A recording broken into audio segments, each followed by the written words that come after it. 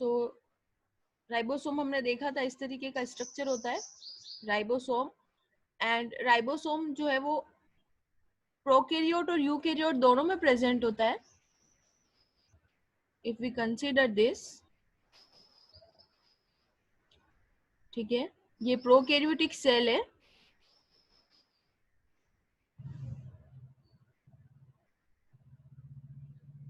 और prokaryotic cell में ribosomes present होते हैं।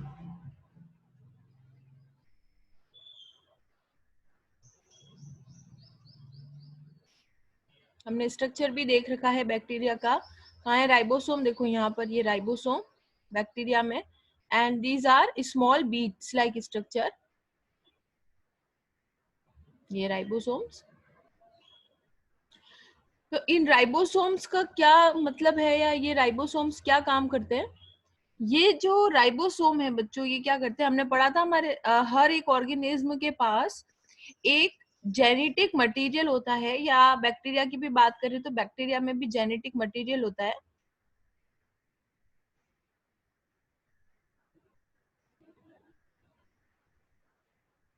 ठीक है, एंड बेटर वी से इट डीएनए। सो ये जो डीएनए होता है, ठीक है, क्योंकि जो प्रोकैरियोटिक सेल है उसमें न्यूक्लियोइड होता है।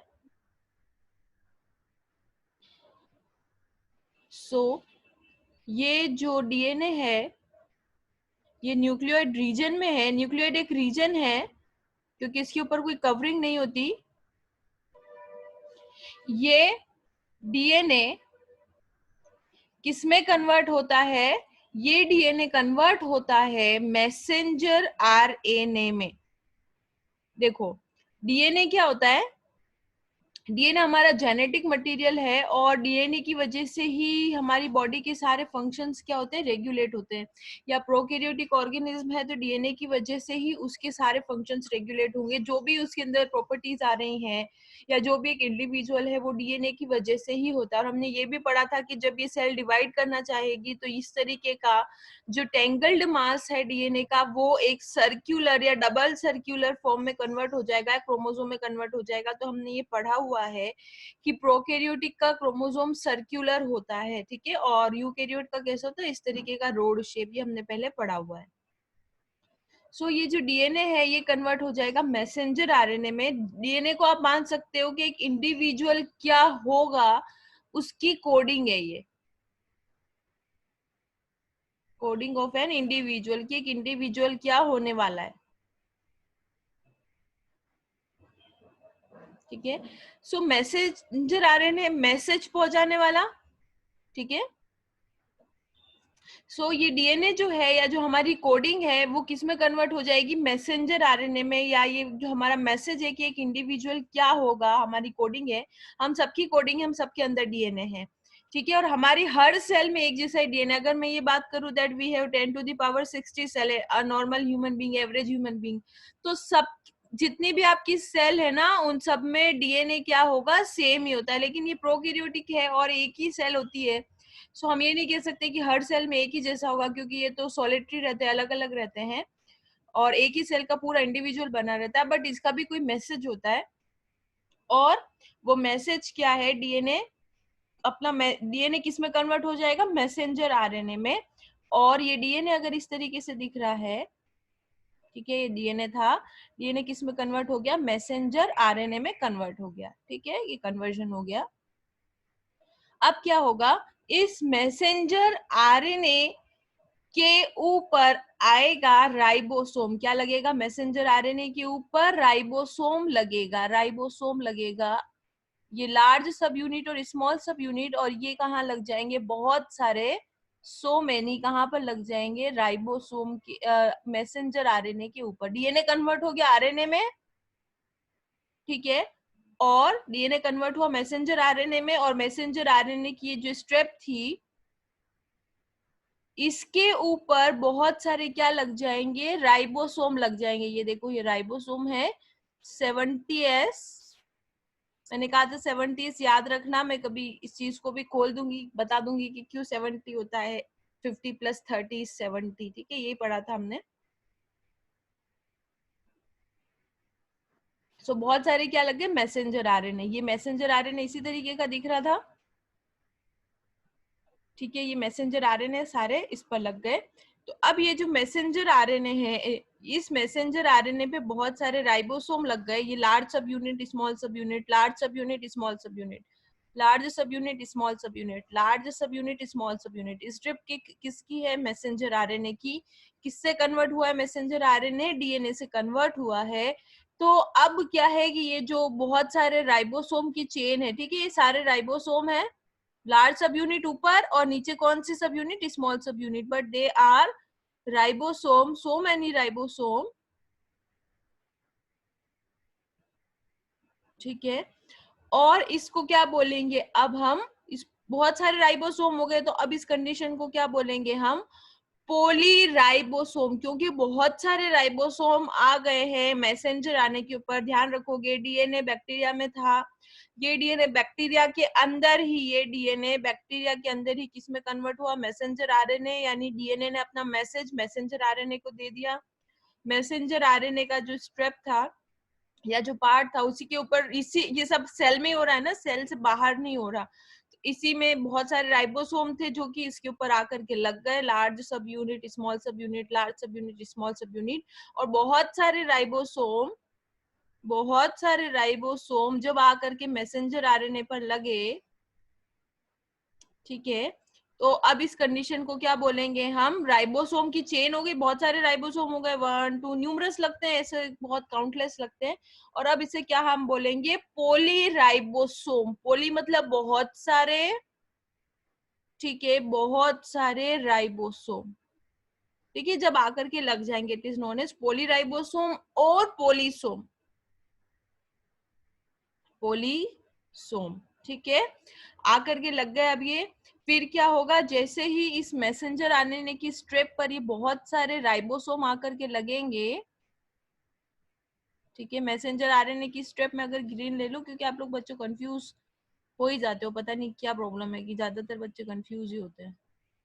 ये डीएनए जेनेटिक मटेरियल इसका यहाँ पर था, ठीक है, इसको कुछ बनाना था, सपोज करो इसको फ्लैजिला टूट गया, ठीक है, फ्लैजिला इसका टूट गया, अब इसको क्या करना है, नया फ्लैजिला बनाना है। तो क्या होगा, ये डीएनए यहीं से मैसेंजर आरएनए में कन्वर्ट होगा, ठीक है, जेनेटिक मटेरियल डीएनए जो कि न्यूक्लियोइड की फॉर्म में है, और ये मैसेंजर आरएनए, डीएनए ने अपना मैसेज आरएनए को दे दिया, फ्लैजिला टूट चुका है इसका, ठीक है, और ये यहाँ पर क्या लग गए, बहुत सारे राइबोसोम लग गए, लार्ज सब unit and small sub unit, यही मैंने बनाई है, ऊपर वाली लार्ज सब यूनिट, ये small sub unit. This condition is known as polyribosome, ribosome आकर के लगे, दैट इज पोलीराइबोसोम, और नोन एज पोलीसोम।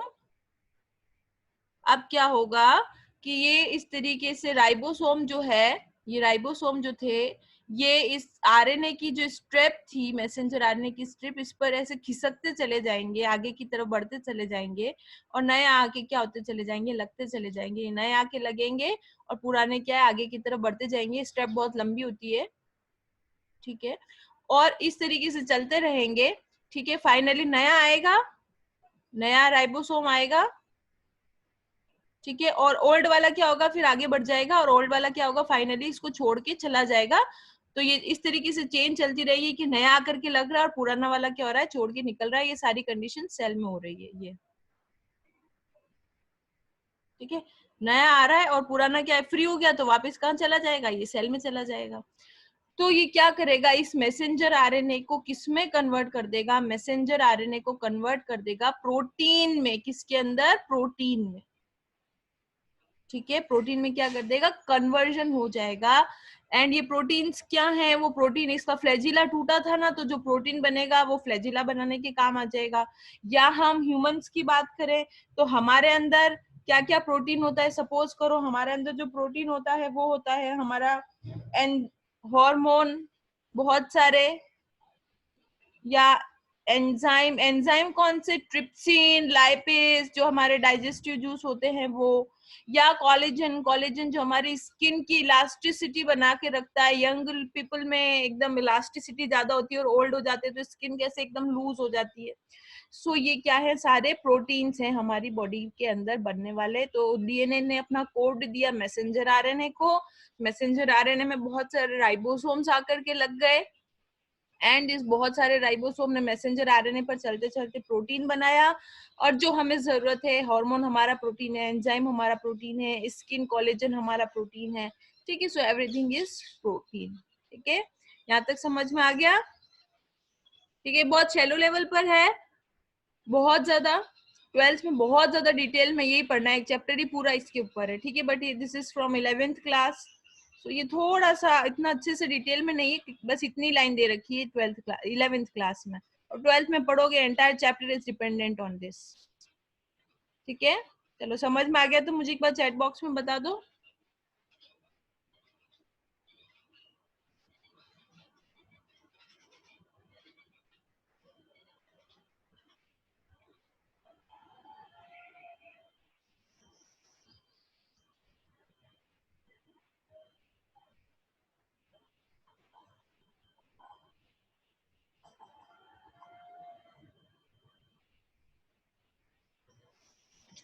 सो प्रोकैरियोट सेल हमारी हो गई है, और अब हम यूकैरियोट सेल पर आ जाते हैं। यूकैरियोटिक सेल में क्या क्या प्रेजेंट होता है? यूकैरियोटिक सेल में प्रेजेंट होता है प्रोटिस्टा। प्रोटिस्टा बता सकता है कोई एग्जांपल मुझे? प्रोटिस्टा किसमें आता है? ये कोई ऐसी बात नहीं है कि आपने नहीं पढ़ा आज की क्लास में तो आपको नहीं आएगा, बचपन से पढ़ते आ रहे हो, मतलब 6th 7th स्टैंडर्ड से। What are protist? एक एग्जांपल दे दो मुझे प्रोटिस्टा का।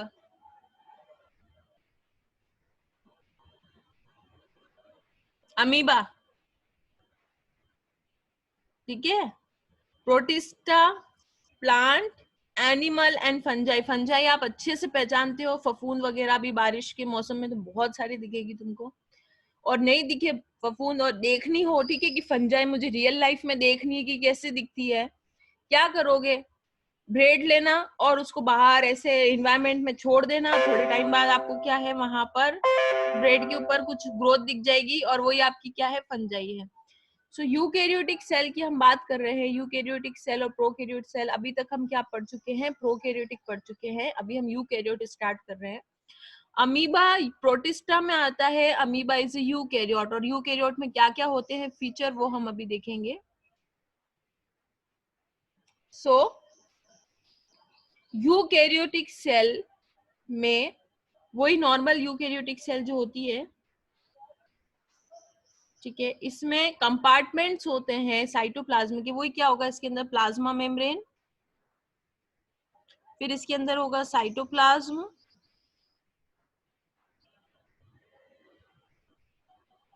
And nucleus.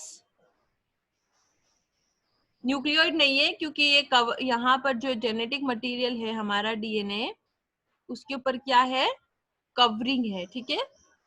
एंड बहुत सारे सेल ऑर्गेनेल हैं, और जितने भी सेल ऑर्गेनेल हैं, just like mitochondria, Golgi apparatus, endoplasmic reticulum, ये सेल ऑर्गेनेल्स के नाम हैं। और ये सारे सेल ऑर्गेनेल क्या हैं, डबल मेम्ब्रेन से कवर होते हैं, सारे सेल ऑर्गेनेल। प्रोकैरियोट में कोई सेल ऑर्गेनेल नहीं था। प्रोकैरियोट में जो है सिर्फ राइबोसोम प्रेजेंट था, बाकी कोई भी खास अंदर सेल ऑर्गेनेल नहीं था। लेकिन यूकैरियोट में सेल ऑर्गेनेल प्रेजेंट है, ठीक है, बहुत सारे। जो भी हम बात करें, गोल्गी एपेरेटस या माइटोकॉन्ड्रिया या एंडोप्लाज्मिक रेटिकुलम, लेकिन सबके ऊपर क्या है, डबल कवरिंग है, ठीक है। तो इस वजह से हम कह सकते हैं कि यूकैरियोटिक सेल के क्या बन जाते हैं, कंपार्टमेंट्स बन जाते हैं, ठीक है। अलग अलग तरीके के यूकैरियोटिक सेल के कंपार्टमेंट बन जाते हैं। यूकैरियोटिक सेल में वही न्यूक्लियस है, न्यूक्लियस के ऊपर एनवेलप। और यूकैरियोटिक सेल में साइटोस्केलेटन होता है। Cytoskeleton and locomotory organ. Locomotory organ मतलब यूकैरियोटिक सेल कैसे मूव करती है। मैं इंडिविजुअल की बात नहीं कर रही, यूकैरियोटिक सेल, ठीक है, अकेली सेल कैसे मूव करेगी। सो बहुत सारे प्लांट होते हैं जो यूनिसेलुलर होते हैं, ठीक है। फंजाई भी है जो अपने आप मूव करती है। तो किस तरीके से मूव करते हैं, वो स्ट्रक्चर्स के नाम बता सकते हो मुझे? पढ़ रखे आप लोगों ने? यूकैरियोटिक सेल का लोकोमोशन।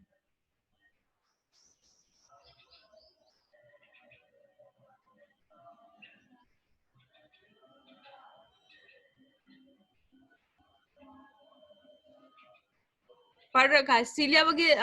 आप लोगों ने फ्लैजिला भी तो पढ़े थे एल्गी के अंदर। एल्गी का फ्लैजिला नहीं पढ़ा था? Motile, non motile. So eukaryotic cell अगर अकेली इंडिविजुअल सेल है तो भी वो लोकोमोशन करेगी with the help of flagella and cytoskeleton इसके अंदर प्रेजेंट होता है। What is cytoskeleton? Cytoskeleton, cyto बना है बच्चों सेल से,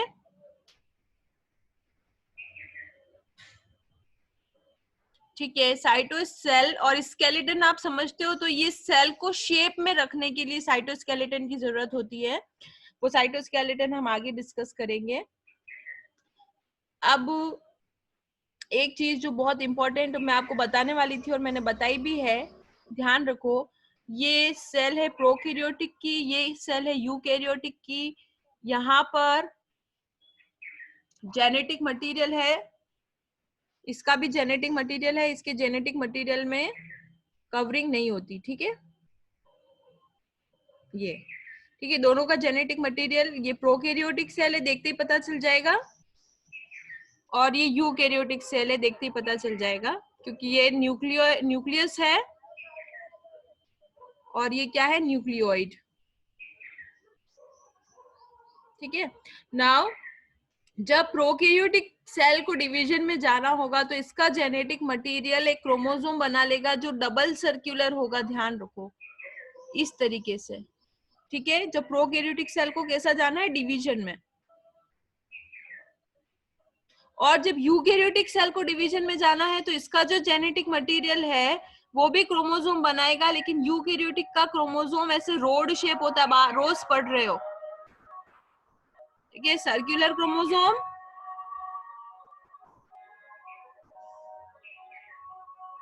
road shape chromosome,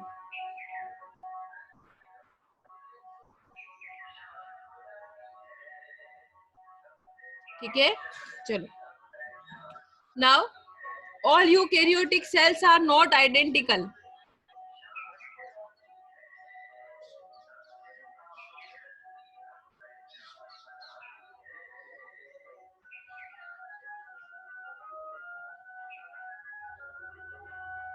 eukaryotic cell में क्या क्या आ रहा था, प्रोटिस्टा, फंजाई, प्लांट, एनिमल, ठीक है। प्रोटिस्टा में क्या था, एमीबा, पैरामीशियम वगैरह आपने पढ़ रखा है, नहीं पढ़ा तो सिर्फ अमीबा याद रखोगे, फंजाई, प्लांट एंड एनिमल, ठीक है।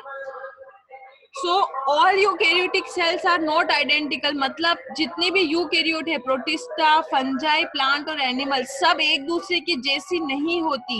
ये सब एक दूसरे से क्या होती है, डिफरेंट होती है। ये सब एक दूसरे से क्या है,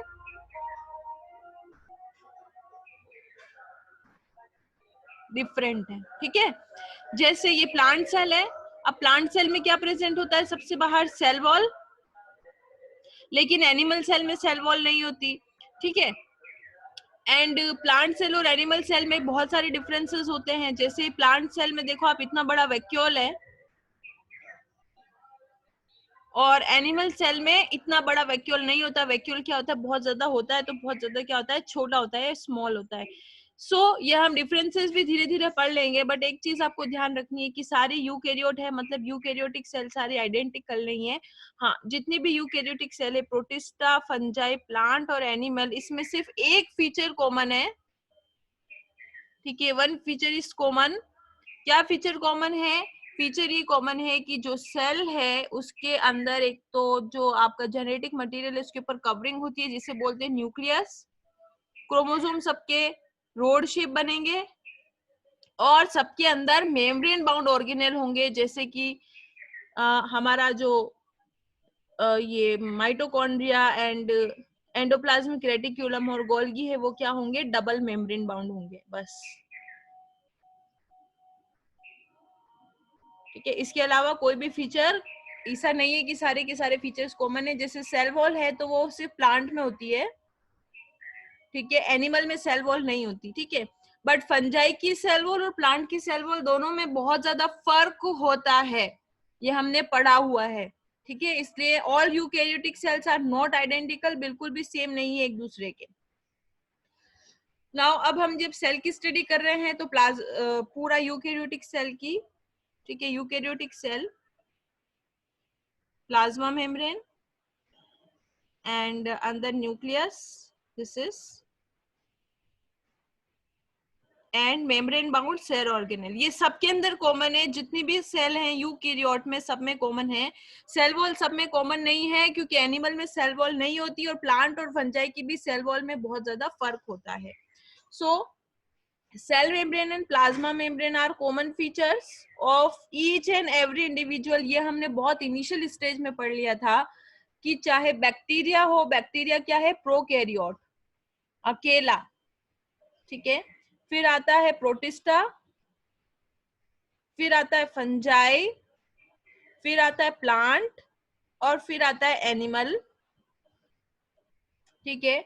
सबके अंदर एक फीचर जो बहुत ज्यादा कॉमन है सेल में, वो क्या है, प्लाज्मा मेम्ब्रेन, ठीक है। सारे यूकैरियोट में क्या फीचर है, न्यूक्लियस, मेम्ब्रेन बाउंड एंड ये जो डबल मेम्ब्रेन बाउंड क्या है, सेल ऑर्गेनेल। ये तो सब यूकैरियोट में कॉमन है। लेकिन हर इंडिविजुअल में, चाहे प्रोकैरियोट हो चाहे यूकैरियोट हो, और अगर आप उसे लिविंग की कैटेगरी में रख रहे हो तो सबके अंदर क्या होगा, प्लाज्मा मेम्ब्रेन प्रेजेंट होगी। सो प्लाज्मा मेम्ब्रेन या cell membrane is same thing, एक ही चीज है। और उसका डिटेल्ड स्ट्रक्चर जब हमें पता चला तो कब पता चला, जब इन्वेंशन हो गया इलेक्ट्रॉन माइक्रोस्कोप का 1950 में। अब ये क्वेश्चन उठ के आ जाएगा, ठीक है, हम इसे इग्नोर करते हैं, हमें लगता है कि ठीक है, हाँ समझ में आ गया, समझ बहुत सिंपल है, मतलब देख के पता चल रहा है कि क्या बोल रहा है। इलेक्ट्रॉन माइक्रोस्कोप की क्वेश्चन क्या आएगा बच्चों, देखो क्वेश्चन ये आ सकता है, प्लाज्मा मेम्ब्रेन की स्टडी कब पॉसिबल हुई, इजीली कब पॉसिबल हो पाई प्लाज्मा मेम्ब्रेन की स्टडी। वो आपसे पूछ लेगा इस वजह से, इस वजह से, इस वजह से, और एक डाल देगा कि इलेक्ट्रॉन माइक्रोस्कोप की क्या हो गई, डिस्कवरी, इसकी वजह से ज्यादा इजीली हो पाई प्लाज्मा मेम्ब्रेन की study. This is electron microscope, ठीक है, इसकी 1950, और प्लाज्मा मेम्ब्रेन की स्टडी क्या हो गई, इससे बहुत ज्यादा इजी हो गई है। इसके अलावा प्लाज्मा मेम्ब्रेन की स्टडी को इजी करने के लिए साइंटिस्ट ने क्या करा, आरबीसी की स्टडी भी कर रखी है। सो आरबीसी वही हमारी रेड ब्लड सेल, हमने पढ़ा है दो शेप की होती, एक ही शेप होता है, सामने से तो ऐसे दिखती है और साइड में से कैसे दिखेगी, इस तरीके से, अगर याद आ रहा हो तो, ठीक है। सो आरबीसी की स्टडी करने से इजी हो गया स्टडी करना किसका, प्लाज्मा मेम्ब्रेन का। आरबीसी की स्टडी ने बहुत ज्यादा हेल्प करी साइंटिस्ट को प्लाज्मा मेम्ब्रेन की स्टडी में, एंड इलेक्ट्रॉन माइक्रोस्कोप की डिस्कवरी ने भी हेल्प करी साइंटिस्ट को प्लाज्मा मेम्ब्रेन की स्टडी में। प्लाज्मा मेम्ब्रेन का स्ट्रक्चर है ये, प्लाज्मा मेम्ब्रेन का स्ट्रक्चर कैसे होता है, ये सबसे पहले वो यूकैरियोटिक सेल है और इसका हम क्या पढ़ रहे हैं, प्लाज्मा मेम्ब्रेन, ठीक है। सेल वॉल हम नहीं पढ़ रहे because cell wall is not a common feature of each and every individual, but plasma membrane is a common feature of all living, ये ध्यान रखोगे, सब में ऑलमोस्ट सेम, जितने भी ऑर्गेनिज्म को आप लिविंग में डाल रहे हो प्लाज्मा मेम्ब्रेन सब में सेम होती है। तो प्लाज्मा मेम्ब्रेन, और प्लाज्मा मेम्ब्रेन तो होती है, पहली बात तो ये, दूसरी बात ये कि प्लाज्मा मेम्ब्रेन का जो केमिकल कंपोजिशन होता है वो भी सब में सेम है।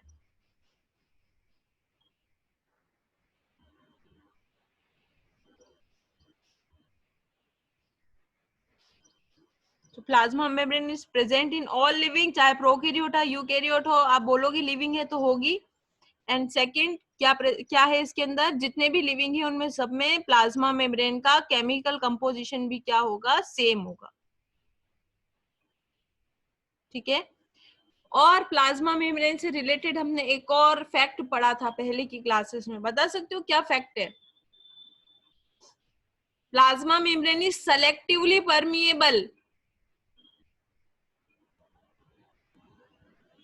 सेलेक्टिवली परमिएबल का मतलब क्या चीज सेल के अंदर आएगी और क्या चीज सेल से बाहर जाएगी वो प्लाज्मा मेम्ब्रेन डिटरमाइन करती है। सो प्लाज्मा मेम्ब्रेन इस तरीके का एक स्ट्रक्चर होता है, इसी को थोड़ा सा बड़ा कर रहे हैं, इस तरीके का एक स्ट्रक्चर होता है प्लाज्मा मेम्ब्रेन। और प्लाज्मा मेम्ब्रेन बेसिकली दो केमिकल्स से मिलकर या मैक्रोमोलिक्यूल से मिलकर कर या मॉलिक्यूल से मिलकर बनी होती है। First is lipid and second is protein. ये है प्लाज्मा मेम्ब्रेन के मेजर मॉलिक्यूल्स या major substances, lipid and protein. इसके अलावा भी हैं बहुत सारे, but these are two most abundant and important molecules, lipid and protein. और प्लाज्मा मेम्ब्रेन को लिपिड बाइलेयर भी बोलते हैं, यानी दो लेयर है प्लाज्मा मेम्ब्रेन की, ये वाली और ये वाली, और दोनों किसकी बनी है? लिपिड की बनी है। ये लिपिड की layer and this is lipid layer. ठीक है, नाउ ये जो लिपिड है, what is lipid? Fat. Lipid is fat. ठीक है, अब ये लिपिड जो है ये नॉर्मल लिपिड ही है, बट नॉर्मल फैट है। ठीक है, आप इसे फैट से कंसीडर कर सकते हो, बट एक ट्विस्ट है दैट ये फॉस्फोलिपिड है। फॉस्फोलिपिड और नीचे वाली लेयर भी फॉस्फोलिपिड।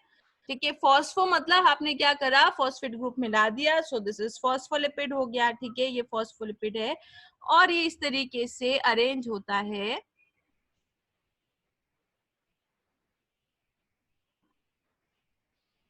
मॉलिक्यूल्स,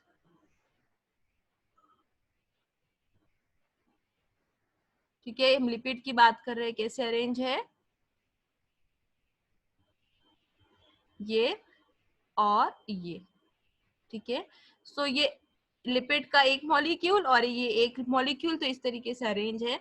सो ये वाला जो पार्ट आपको दिख रहा है, थोड़ा सा बम्प शेप निकला हुआ है ऊपर लिपिड का, ठीक है, मॉलिक्यूल का, ये वाला जो पार्ट है, ठीक है, ये वाला जो पार्ट है, ये पूरा ही लिपिड है। वैसे ये लिपिड का मॉलिक्यूल, ये लिपिड का मॉलिक्यूल, ये एंटायर लिपिड का मॉलिक्यूल है, बट एंटायर लिपिड के मॉलिक्यूल में ये जो ऊपर जो आपको इस तरीके से गोल गोल पार्ट दिख रहा है, ठीक है, ये पार्ट है बच्चों फॉस्फेट वाला पार्ट है।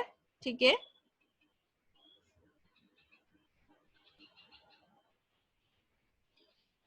फॉस्फेट। और ये जो नीचे वाला पार्ट आपको दिख रहा है इतना, ये तो फॉस्फेट हो गया, और ये वाला जो पार्ट है ये क्या है? ये वाला पार्ट है फैट का या लिपिड का। ठीक है, सो ऊपर की साइड में ये वाला पार्ट फॉस्फेट का और ये जो नीचे वाला पार्ट है ये लिपिड का, दोनों साइड में इसी तरीके से हम बनाते चले जाएंगे, ये इस तरीके से। ठीक है, तो ये इस तरीके से बनाने से या इस तरीके से लिपिड का अरेंजमेंट है, इसकी क्या जरूरत है? इस तरीके के अरेंजमेंट की ये जरूरत है कि फॉस्फोलिपिड बाइलेयर, ठीक है, ये देखो, ये ऊपर फॉस्फेट वाला पार्ट और नीचे फैट का पार्ट। ठीक है, ये ऊपर यहाँ पर फॉस्फेट का पार्ट और नीचे फैट का part, so this is known as phospholipid and bilayer, मतलब दो लेयर्स में अरेंज है, ये इधर अरेंज है एंड ये इधर अरेंज है। ठीक है, सो ऐसा क्यों होता है, किस वजह से ये इस तरीके से स्पेसिफिक अरेंजमेंट रहता है लिपिड का, कि ऊपर जो है वो फॉस्फेट का पार्ट होता है और नीचे जो है वो फॉस्फेट का पार्ट नहीं होता बच्चों? ये इसलिए होता है क्योंकि ये वाला जो पार्ट है, ठीक है, ये जो ऊपर की साइड है, ये वाला पार्ट जो फॉस्फेट का है, ये है हाइड्रोफिलिक।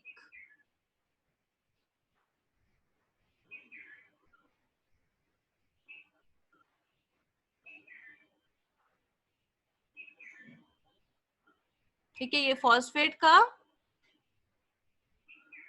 ठीक है, ये इस तरीके से यहाँ पर अरेंज होगा। ठीक है, सो ऊपर ये वाला पार्ट फॉस्फेट का, ठीक है, दिस इज हाइड्रोफिलिक पार्ट, दोनों तरफ हाइड्रोफिलिक। ठीक है, हाइड्रोफिलिक। ठीक है, हाइड्रा मतलब वाटर, हाइड्रोफिलिक मतलब पानी से नहीं डरने वाला पार्ट है। ठीक है, पानी से इसको कोई डर नहीं लगता, इसलिए फॉस्फेट वाले पार्ट को। और ये जो अंदर वाला ये वाला जो पार्ट था, ये एक ही मॉलिक्यूल है फॉस्फोलिपिड का पूरा। सो ये वाला जो पार्ट है ये बना है फैट का, ठीक है। ये वाला पार्ट है हाइड्रोफोबिक,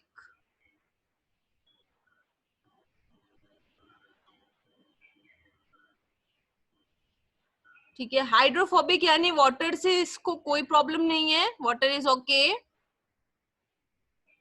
ठीक है। लेकिन हाइड्रोफोबिक, ठीक है, फोबिया वर्ड सुना है ना, फोबिया मतलब डर लगना, तो ये वाला जो अंदर वाला पार्ट है इसे पानी से डर लगता है, तो वाटर के साथ ओके नहीं है, नॉट ओके विथ वाटर। आगे बात समझ में। सो इस तरीके के चेन में आपको कभी कभी पूछ लेते हैं कि क्या आएगा। So this are phosphate part, और ये जो पार्ट है हमारी बुक में दिया हुआ है, ये वाला जो पार्ट है नीचे वाला जिसे मैं फैट बोल रही हूँ, हमारी बुक में इसका नाम दिया है सैचुरेटेड हाइड्रोकार्बन, ठीक, फैट ही है वो, सैचुरेटेड हाइड्रोकार्बन, ठीक है। दिस इज फैट, फैट ही है वो या लिपिड ही है वो, ठीक है। सैचुरेटेड आप टर्म समझते हो, सैचुरेटेड आपने 10th क्लास में भी पढ़ा है। हाइड्रोकार्बन भी आप समझते हो, जहां पर हाइड्रोजन हो और कार्बन हो। So this part is phosphate ring, this is hydrophilic, ठीक है। वाटर के साथ कोई प्रॉब्लम नहीं है। ये देखो ये हाइड्रो, ठीक है, hydrophilic part, this is hydrophilic part made up of phosphate, made up of phosphate.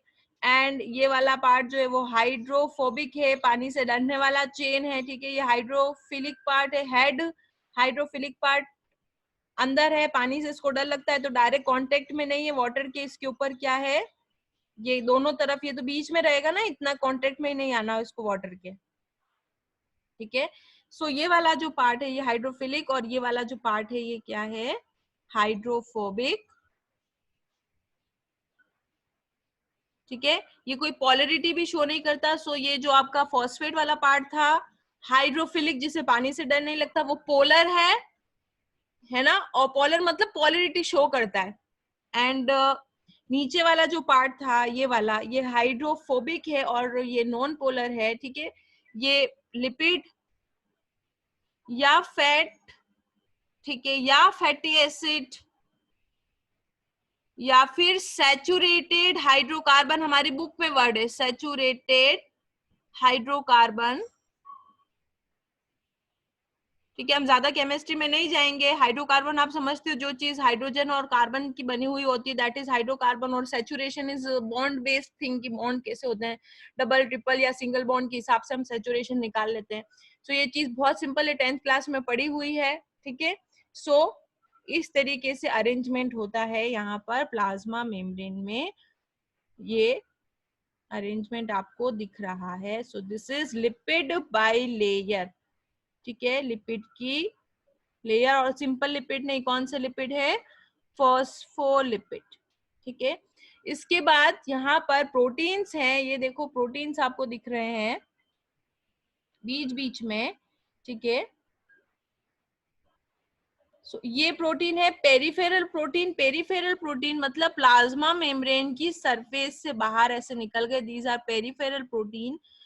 और ये जो प्रोटीन कभी कभी इसके बीच में रहते हैं, ठीक है, इसको बोलते हैं बच्चों इंटीग्रल प्रोटीन। ये देखो ये इंटीग्रल प्रोटीन है, ये इंटीग्रल प्रोटीन है प्लाज्मा मेम्ब्रेन के बीच में, ये इंटीग्रल प्रोटीन्स हैं, ठीक है। ये इंटीग्रल प्रोटीन, ये इंटीग्रल प्रोटीन, ये भी इंटीग्रल प्रोटीन, ठीक है, ये इंटीग्रल प्रोटीन, ठीक है। ये सारे ये इंटीग्रल प्रोटीन, और जो बाहर की तरफ निकल रहे हैं वो क्या है, पेरिफेरल प्रोटीन्स, ठीक है। ये कैसे दिखते हैं प्रोटीन्स पता है, प्रोटीन इस तरीके से दिखेंगे प्लाज्मा मेम्ब्रेन में, जैसे आपने कभी कढ़ाई के अंदर गुलाब जामुन फ्लोट होते हुए देखे, कई बार देखे ना हमने, इस तरीके से पूरे थोड़ी ना बाहर दिखते हैं, ठीक है। ये जो बाहर की साइड में दिख रहे हैं, ठीक है, ये कौन से होंगे, ऊपर की साइड में। तो प्लाज्मा मेम्ब्रेन को अगर बाहर की साइड से देख रहे हैं हम, आउटर साइड से देख रहे हैं, ठीक है, तो यहाँ पर प्रोटीन जो है किस तरीके से बम्प लिए हुए होते हैं, बम्प समझते हो, किस तरीके से बाहर निकले हुए रहते हैं, जैसे कि कढ़ाई में गुलाब जामुन फ्लोट कर रहे हैं, उसी तरीके से प्रोटीन भी क्या है, फ्लोट करते हैं प्लाज्मा मेम्ब्रेन के अंदर, ठीक है, ये लिपिड बाइलेयर अगर हुई है, ये दिस इज लिपिड बाइलेयर, तो इस तरीके से क्या करेंगे, ये प्रोटीन क्या करेंगे, फ्लोट करेंगे। हम फ्लोट ही बोलेंगे, इस्टेब्लिश नहीं है कि फिक्स हो गए वहां पर, हम क्या बोलेंगे, फ्लोटिंग रहती है प्लाज्मा मेम्ब्रेन में, एकदम फिक्स नहीं है। हम आगे और पढ़ेंगे कि क्यों फ्लोटिंग लाइक कंडीशन रहती है, बट ये ऊपर नीचे क्या करते हैं, थोड़ा बहुत मूव करते रहते हैं, प्रोटीन्स जस्ट ऊपर नीचे थोड़ा थोड़ा मूवमेंट में रहते हैं। ये सारे क्या हैं, देखो प्रोटीन्स हैं, ठीक है, ये बाहर की तरफ वाले और ये अंदर वाले इंटीग्रल वाले, ठीक है। चलो, समझ में आ गया? मुझे एक बार चैट बॉक्स में बता दो, नहीं तो मैं वापस बता देती हूँ। जो चीज समझ में नहीं आई है वो भी पूछ सकते हो।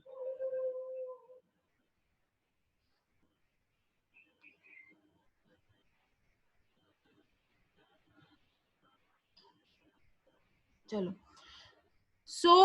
आज हमने प्लाज्मा मेम्ब्रेन की दो मॉलिक्यूल्स के बारे में पढ़ा है। प्लाज्मा मेम्ब्रेन की दो molecule, lipid which is not a simple lipid but this is phospholipid. Phospholipid को भी फिर आगे हमने देखा कि hydrophobic and hydrophilic, but phosphorus वाला जो पार्ट होता है, फॉस्फोरस वाला जो पार्ट होता है, इसे बाहर रखना हमेशा, ठीक है।